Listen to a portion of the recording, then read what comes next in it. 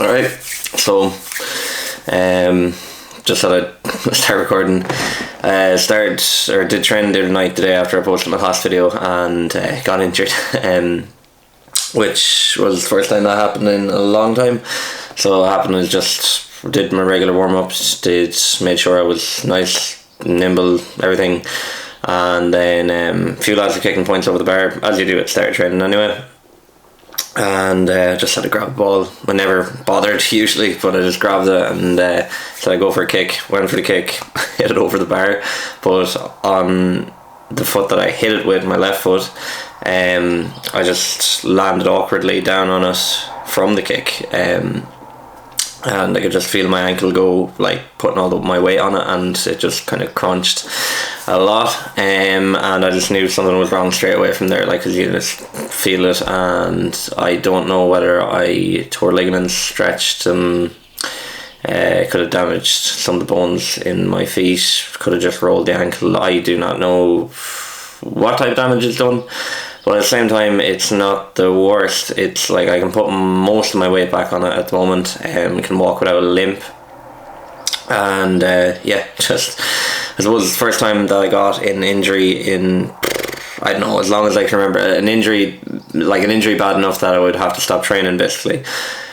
lower body anyway. But I suppose, like, it was like, what value or messages can I get out of this? So it's like, I'm obviously fairly fortunate that I don't get injured that much, and it's not even that severe of an injury. If I can put most of my weight back on it, like, I'll be confident in the next few 3 or 4 weeks I'll probably be, I won't say back to 100%, but I'll definitely be, back weights training and that. Like, it doesn't feel too severe. It was very bad in the day. Did a lot of hot cold therapy since then, and then just kind of rested. Wasn't too strenuous on it. Wasn't trying to push the boundaries. But slow rehab. Have yet to get physio, so I want some sort of like idea of what I'd done to it. My foot, like, there's bruising all around my foot and ankle, a good bit of swelling on the day, but that's gone down since. And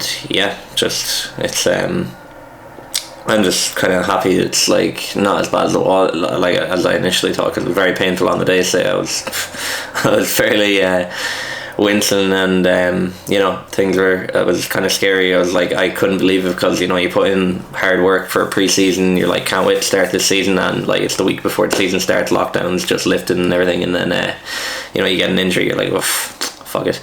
But I'm just maintaining the positive attitude about it, because it could be 10 times worse, and I don't get injured that often. I could be back to normal sooner than I think, hopefully, fingers crossed. And I suppose a bit of value that I can get out of this is just like made me realise how important and well tuned, I suppose, my recovery was before that I was just always focusing on mobility and flexibility, just stretching constantly, like, well, not constantly, every day, like, had a routine in place, had my recovery between hot cold therapy, cold water baths, hot water, Epsom salts, different things like that, and just kind of happy that I had a system in place. I don't know if that would have affected it in reducing the severity of it when it happened, but like, I just feel like I'm in a lot better position than if I wasn't doing something beforehand, and just kind of happy that I did have a system in place. And another thing is, obviously, I'm grateful that it's not that severe, because my training is pretty much everything for me. My career is personal training. Being able to actually demonstrate exercises and viscerally understand every bit of programming that you do, and being able to exemplify it yourself is important to me, because if you can't do it, it's easy to say do what I say, but do what I do is another thing. And being able to show that you're competent and be competent, and understanding the different exercises and what's required to put the effort in, and what kind of mechanics are behind it, you obviously understand it a lot better when you're actually able to do it. So kind of happy that it worked out the way it did, and made me a lot more conscious of I suppose it was a freak accident, it couldn't be prevented, but like, cause I did my warm up, I did everything. I was just kind of like, it was just kind of first kick of the game. I was just a bit unlucky. It wasn't even a game. It was just warming up, just shooting a few shots, and first shot. So, just being a bit more conscious that injury can be a lot worse, and it can actually put me off a lot, like anyone in general. Like, that's what I do feel for anyone that's injured when they really want to, you know, push towards their goals, because it's the worst thing out. Like, it's not demotivating, it can be demotivating rather, but like, it's just kind of when you have a nice flow going and then it gets interrupted, it's just like, to get that going again, it knocks you out of rhythm, and you can just feel off put, like, by it.